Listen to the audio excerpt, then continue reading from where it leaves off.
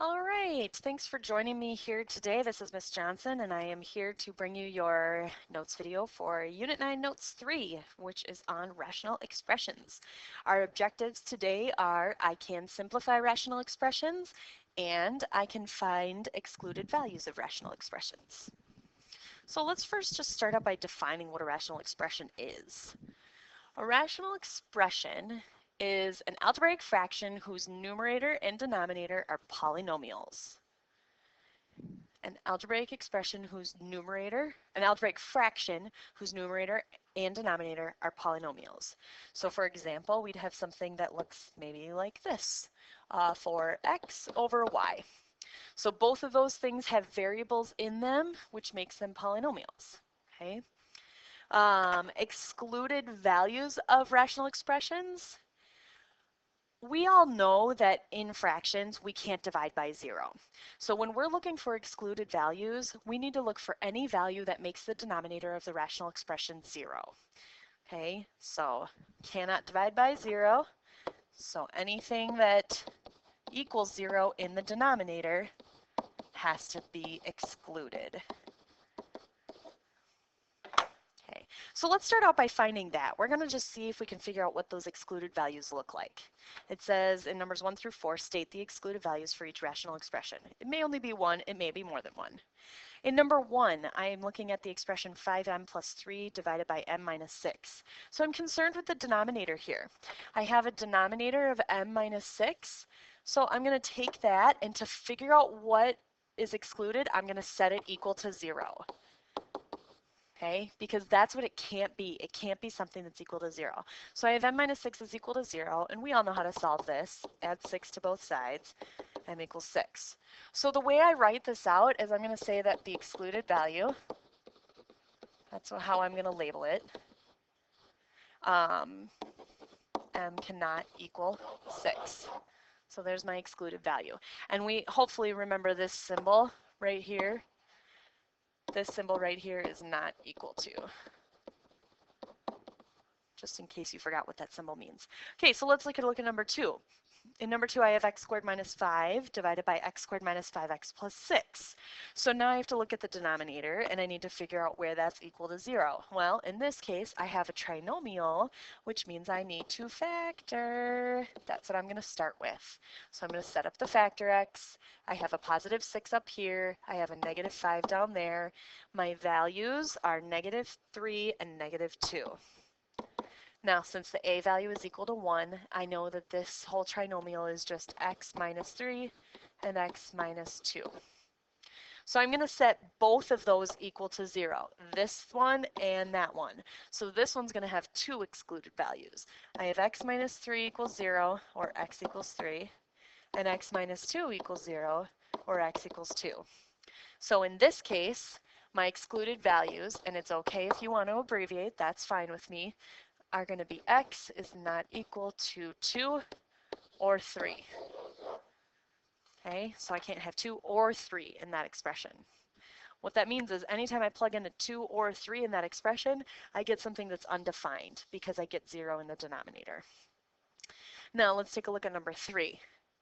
I want you to see if you can figure out what the excluded value for number 3 is at this point. So you can go ahead and pause your video and try and solve that one. And let's move on to number 4. I'm going to start out by helping you factor number 4, just so we can do that part together. Our a value is no longer 1, so that makes factoring a little more tricky. So I need to start setting up my x by multiplying the 3 times the negative 5, which is negative 15. So I want two numbers that multiply to negative 15 and add to positive 14. In this case, that happens to be positive 15 and negative 1. So now I'm going to split my middle term. Get rid of the 14x. I have 3x squared plus 15x minus x minus 5. And then factor by grouping. So I'm going to group those two, group those two. I can take out a 3 from the first set. Oh, I'm sorry, I can take out a 3 and an x from the first set. So I have 3x on the outside. That leaves me with x plus 5 on the middle. In the second set, I can take out a negative 1, which leaves me with x plus 5. So the factored form is 3x minus 1 and x plus 5. And now I want you to see if you can finish it and figure out what the excluded values are. So you have the factored form of the bottom. Now see if you can figure out the excluded values. So go ahead and pause your video and take care of that. Let's talk about simplifying rational expressions. When we simplify rational expressions, we are going to eliminate any common factors in the numerator and the denominator. So to simplify a rational expression, we must eliminate any common factors from the numerator and the denominator. So let's take a look at some examples there. In number 5, I have negative 3x squared times 4x to the 5th is equal to 9x squared. So I'm first going to start by making the top all one term. I have two separate sets of parentheses, and I'm going to put those together. Negative 3 times 4 is negative 12. And x squared times x to the 5th is x to the 7th. The bottom's already one term by itself, so I have 9x to the 6th. So now, with that fraction, that rational expression, I'm going to look for common factors. I have a common factor with the negative 12 and the 9. Negative 12 and 9 are both divisible by 3. So I'm going to divide out the 3. Negative 12 divided by 3 is negative 4. And 9 divided by 3 is 3. And then I look at the x's. I have x to the 7th power on top and x to the 6th power on the bottom.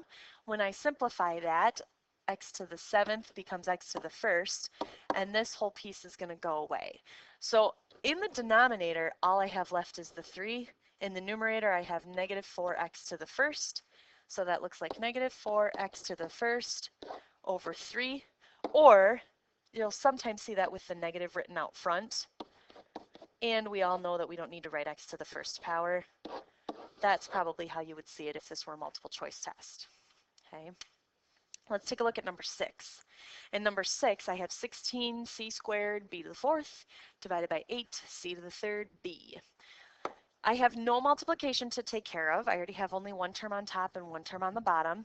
So I'm just going to go ahead and simplify everything that I can. The number part, I can take 16 and 8 and divide by 8. 16 divided by 8 is 2. 8 divided by 8 is 1. Then c squared over c to the 3rd. I have 2 on top, 3 on the bottom. This whole term is going to go away, and that's going to leave me with 1c on the bottom. And then the b's, I have b to the 4th over b. I can get rid of this one, and that's going to leave me with 3 on top. So let's take a look at what I have left. Now, it's really important that you have kind of neat handwriting here, because when you're crossing a bunch of stuff out and moving a bunch of stuff around, it's easy to lose track of what's left over. So if I'm really careful about what I have left over, I have the 2, I have the b, and it's raised to the 3rd power. So 2b to the 3rd power. And in the bottom, I'm left with just c. Okay, and then I always like to check too, take a look at your final results.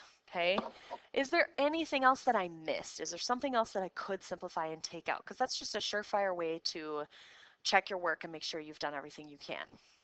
Okay, I want you to go ahead and work on number 7 on your own. See if you can finish number 7. And then I want you to stop there for today. That's going to be the end of our video. Don't forget to go back to Schoology and take the quiz. Have a wonderful night.